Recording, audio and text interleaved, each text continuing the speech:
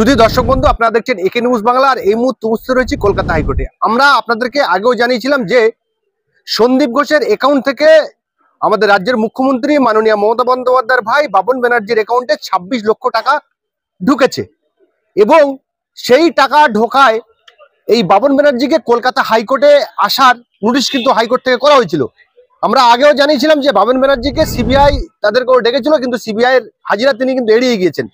আজকে আসার ডেট ছিল, কিন্তু তিনি আজকে আসেননি এবং তিনি ভার্চুয়াল শুনানিতে অংশগ্রহণ করেছেন। তিনি যথেষ্ট তদন্তে সাহায্য করছেন না, যথেষ্ট তিনি উদ্বেগ রয়েছেন। যদি তিনি তদন্তে সাহায্য না করেন, ভবিষ্যতে কিন্তু তাকে গ্রেপ্তার করতে পারেন, এমনটা কিন্তু সিবিআই প্যানেলের আইনজীবীরা মনে করছেন।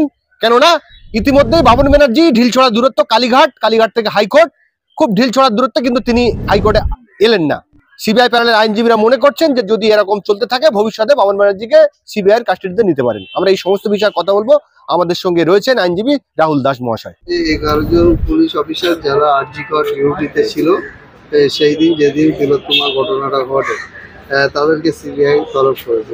তাদেরকে সিবিআই তরফ থেকে তলব করা হয়েছে এবং তারা এখনো এসে পৌঁছয়নি এবং তাদের তরফ থেকে কি স্টেটমেন্ট বা কবে আসবে কোনো রকম কোনো নোটিফিকেশন দেওয়া হয়নি। বাট আমাদের তরফ থেকে নোটিশ সার্ভ করে দেওয়া হয়েছে, রিজার্ভ প্যালেসের তরফ থেকে নোটিশ সার্ভ করে দেওয়া হয়েছে এবং মেল করা হয়েছে এবং ভার্বালি মানে ওভার দা ফোনও কথা বলে দেওয়া হয়েছে যে আসার জন্য।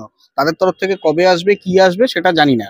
সব থেকে বড় কথা, আজকে যে ডেটটা ছিল সেটা হচ্ছে Akhtar Ali versus the state of West Bengal, যার ভিত্তিতে সন্দীপ ঘোষ অ্যারেস্টেড, যেটা করাপশনের এগেনস্টে, যার চার্জে মানে যার ডেট আজকে হিয়ারিং ডেট ছিল এবং তার ভিত্তিতে মুখ্যমন্ত্রীর ভাই বাবন ব্যানার্জি ফিজিক্যাল অ্যাপিয়ারেন্সের কথা ছিল, কিন্তু ফিজিক্যাল অ্যাপিয়ারেন্স উনি করেননি, উনি ভার্চুয়াল অ্যাপিয়ারেন্স করেছে। বাবন ব্যানার্জি ভার্চুয়াল অ্যাপিয়ারেন্স করেছে এবং তার ভিত্তিতে তার তরফ থেকে যে আইনজীবী ছিলেন মাননীয় আইনজীবী অভিষেক মনু সিংভিজি এবং অভিষেক মনু সিংভিজি তার তরফ থেকে লড়েছেন এবং তিনি তার তরফ থেকে সওয়াল করেছেন এবং তার তরফ থেকে সওয়ালের মধ্যে যে আমরা যেটা আগেও বলেছিলাম যে মানে একটা আর্থিক লেনদেনের যোগ, পরবর্তীকালে উনি আজকে ভার্চুয়ালি অ্যাপিয়ারেন্স হয়ে যেটা পরিষ্কার বলছে যে ওটা ওনার একটা এনজিও আছে, একটা মহাপুরুষের নামে উনি একটা এনজিওর মাথায় বসে আছে, তার ভিত্তিতে সেই টাকা ওখানে ডোনেট করা হয়। তখন আমরা পরিষ্কার বলি যদি এনজিওর টাকা মানে তাকে যদি এনজিওতে টাকা ডোনেট করা হবে তাহলে তার পার্সোনাল অ্যাকাউন্টে কেন করা হবে? 2 নম্বর, এনজিওর কারেন্ট অ্যাকাউন্ট আছে তাহলে সেই এনজিওর কারেন্ট অ্যাকাউন্টে করা হবে, এটা 1 নম্বর প্রশ্ন। আর 2য় নম্বর প্রশ্ন, যদি এনজিওর অ্যাকাউন্টে টাকা মানে এনজিওর জন্য টাকা তাকে ডোনেট করা হয় তাহলে সেই টাকার রিসিপ্ট কোথায়? সেই টাকার রিসিপ্ট তাকে দিতে বলা হয়েছে, কারণ এনজিওকে ডোনেট করেছেন কে? এনজিওকে ডোনেট করেছে তার কথা অনুযায়ী সন্দীপ ঘোষ। এবং সেই তখনই আমরা প্রশ্ন করি যে এত একটা হিউজ অ্যামাউন্ট যদি এনজিওকে ডোনেট করে, আমরা সবাই জানি, আমি আগেও বলেছিলাম এটা প্রায় 26 লাখের কাছাকাছি, 26 লক্ষ টাকার মতো কাছাকাছি। তো এত একটা হিউজ অ্যামাউন্ট যদি এনজিওকে ডোনেটও করে, তাহলে প্রথম কথা সেই এনজিওতে যদি ডোনেট করে তাহলে সেটা এনজিওর অ্যাকাউন্টে করবে, তাহলে পার্সোনাল অ্যাকাউন্টে করবে কেন? আমি এটা প্রশ্ন করেছি। একদম বাবন ব্যানার্জির পার্সোনাল অ্যাকাউন্টে টাকা ঢুকেছে এবং তার ভিত্তিতে আমরা যখন প্রশ্ন করি তখন বাবন ব্যানার্জি যখন ভার্চুয়াল অ্যাপিয়ার হয়েছিল এবং তার আমরা আয় ব্যয়ের গত 6 বছরের আয় ব্যয়ের নথি চেয়ে পাঠিয়েছি এবং জাস্টিস জয়মাল্য বাগচি এটা শুরু থেকে এটাতে খুব মানে স্ট্রিক্টলি এটাতে অ্যাকশন নিয়েছেন এবং নিয়েছেন বলেই আজকে এই পর্যায়ে জিনিসটা পৌঁছেছে। পরিষ্কার বলা হয়েছে আপনার আয় ব্যয়ের সমস্ত নথি আজকে সোমবার, মঙ্গলবার, বুধবারের মধ্যে যদি জমা না দেওয়া হয় তাহলে সিবিআই তার চরম পদক্ষেপ নেবে। পরিষ্কার এই ক্লিয়ারেন্স দিয়ে দেওয়া হয়েছে। আমি একটু আমাদের দর্শকদের জন্য একটু ক্লিয়ার করে বললেন আপনি যে সন্দীপ ঘোষের অ্যাকাউন্ট থেকে সন্দীপ ঘোষের অ্যাকাউন্ট থেকে 26 লক্ষ টাকা বাবন ব্যানার্জির পার্সোনাল অ্যাকাউন্টে ট্রান্সফার হয়েছে, যেটা বাবন ব্যানার্জি বলছেন যে এটা তার কোনো সংস্থা, যেটা চ্যারিটেবল অর্গানাইজেশন একটা মহাপুরুষের নামে, যেহেতু আমি সেই নামটা সেই অর্গানাইজেশনের নামটা এক্ষুনি নিতে চাইছি না, যেহেতু সেটা ম্যাটার আন্ডার সাবজুডিস, আমি সেই মুহূর্তে এই জন্য উনি বলেওছেন স্পেসিফিক্যালি অন রেকর্ড যে ওই অর্গানাইজেশনে উনি টাকাটা ডোনেট করেছে। কিন্তু যদি ওই অর্গানাইজেশনে টাকা ডোনেট করে থাকে তাহলে দুটো প্রশ্ন থেকে যায় যে এনজিওর অ্যাকাউন্টে প্রথম কথা টাকা ট্রান্সফার হলো না কেন?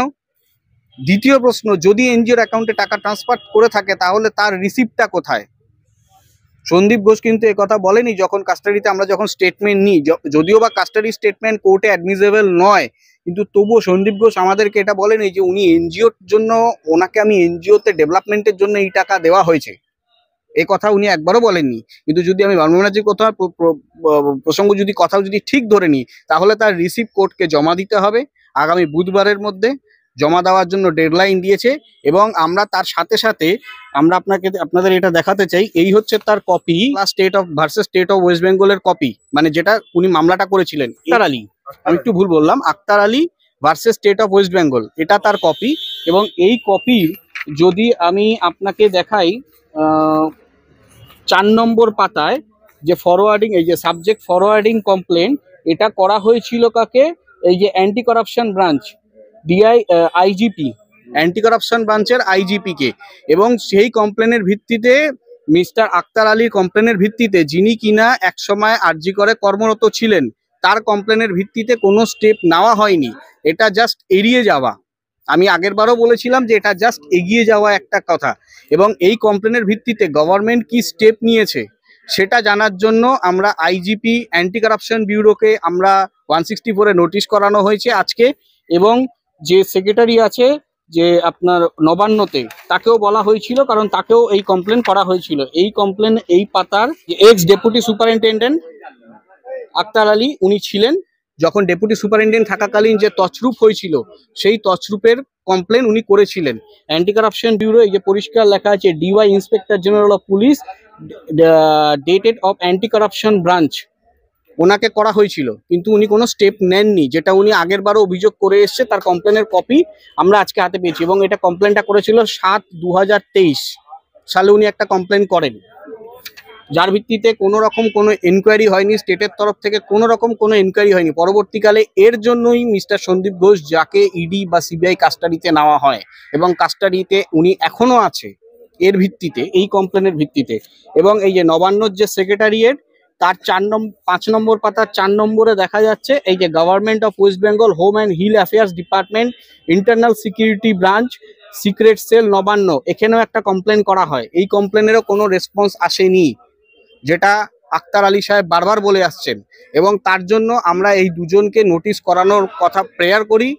নোটিশ এই আইজিপি এসিবি, মানে অ্যান্টি কারাপশন ব্যুরোর, স্টেটের অ্যান্টি কারাপশন ব্যুরোর আইজিপি যিনি আছেন, ইন্সপেক্টর জেনারেল অফ পুলিশ, এবং নবান্নর যে সেক্রেটারি আছেন, যিনি হোম অ্যান্ড হিল অ্যাফেয়ার্স ডিপার্টমেন্টের যিনি আছেন, তাকে আমরা নোটিশ করানোর কথা প্রেয়ার করি। নোটিশ করা হয়েছে, নোটিশ বেরিয়েছে আজকে 164-এ। তাদেরকে স্টেটমেন্ট দিতে হবে যে এই কমপ্লেনের এগেনস্টে তারা কি স্টেপ নিয়েছে, তাদের তদন্ত কতদূর এগিয়েছিল এবং সেই রিপোর্ট কোথায়, সেটা তাকে কোর্টে এসে ফিজিক্যাল অ্যাপিয়ারেন্স করতে হবে। বৃহস্পতিবারের মধ্যে তাদেরকে কোর্টে এসে বলতে হবে। আজকে সোমবার, আগামী বৃহস্পতিবার, এই বৃহস্পতিবারের মধ্যে তাকে এসে বলতে হবে, এজি মারফত এই জবাব দিতে হবে। কি আইনের নোটিশ পাঠানো হয়েছে হাজিরা দেওয়ার জন্য? ওনাদের তো ফিজিক্যাল অ্যাপিয়ারেন্সের কথা বলা হয়েছিল, ওনারা তো ফিজিক্যাল অ্যাপিয়ারেন্স এড়িয়ে যাচ্ছে। এবং ফিজিক্যাল অ্যাপিয়ারেন্স এড়িয়ে যাচ্ছে বলেই আমরা পরিষ্কার কথা বলছি যে ভার্চুয়ালি আমরা সবকিছু জিজ্ঞেস করতে পারছি না। তো সেক্ষেত্রে উনি কোর্টেও আসছে না, তাহলে আমাদেরকে কাস্টাডিতে নিতে হচ্ছে বা আমাদেরকে ওনাকে নিজাম প্যালেসে নিতে হচ্ছে। আমরা যখন এটা প্রেয়ার করি তখন পরিষ্কার বলা হয়েছিল, জাস্টিস জামাগুল বাগচি বলেছিলেন যে এটা প্রথমে আগে উনি নথি জমা দিক, যদি নথির ভিত্তিতে কোনো রকম কিছু গরমিল বা আপনারা যদি মনে করেন যে এটা ট্যাম্পারিং করা হয়েছে বা ম্যানিপুলেট করা হয়েছে, সেক্ষেত্রে আপনারা রিপোর্টের বেসিসে তাকে কাস্টাডিতে নিতে পারেন বা জিজ্ঞাসাবাদ করতে পারেন। বাট এক্সট্রিম কোনো পদক্ষেপ, মানে চূড়ান্ত পদক্ষেপ নেওয়া যাবে না। এই ঢিলছড়ার দূরত্ব কালীঘাট থেকে হাইকোর্ট, সেখানে উনি আসলেন ভার্চুয়ালি প্রেজেন্ট করলেন, কারণ ওনার একটা মনে হচ্ছে ভয় আছে, কারণ ওনার তরফ থেকে যিনি অ্যাডভোকেট ছিলেন তার প্রেয়ারের মাধ্যমে উনি পরিষ্কার বলছেন উনি গ্রেপ্তার হওয়ার আশঙ্কা করছে এবং উনি এটা ভাবছে যে আমি কোনো দলের লোক নই, কিন্তু যেহেতু আমার পরিবার দলের লোক, সেই জন্য আমাকে কোনো রকম ভাবে হয়তো সেন্ট্রাল এজেন্সি রোশানলের পড়তে হবে এবং অ্যারেস্টের ভয় পাচ্ছেন। বাবন ব্যানার্জি কি অ্যারেস্ট হতে পারেন? আপনি সিবিআই প্যানেলের আইনজীবী, দেখুন, অ্যারেস্ট হতে পারেন উনি যদি তদন্তে সহযোগিতা করেন এবং যথাযথ উত্তর দেয়, তাহলে অ্যারেস্ট হওয়ার কোনো কথা তো হয় না। কিন্তু উনি অ্যারেস্ট হতে ভয় পাচ্ছেন। অ্যারেস্ট হবে না বা হবে আমি এটাও বলতে পারছি না, কিন্তু তদন্তে যদি কোঅপারেট না করে তাহলে আমাদেরকে কোর্টে রিপোর্ট দিতে হবে এবং তার ভিত্তিতে কোর্ট যদি আমাদেরকে পারমিশন দেয় আমরা নিশ্চয়ই কাস্টাডিতে নেব।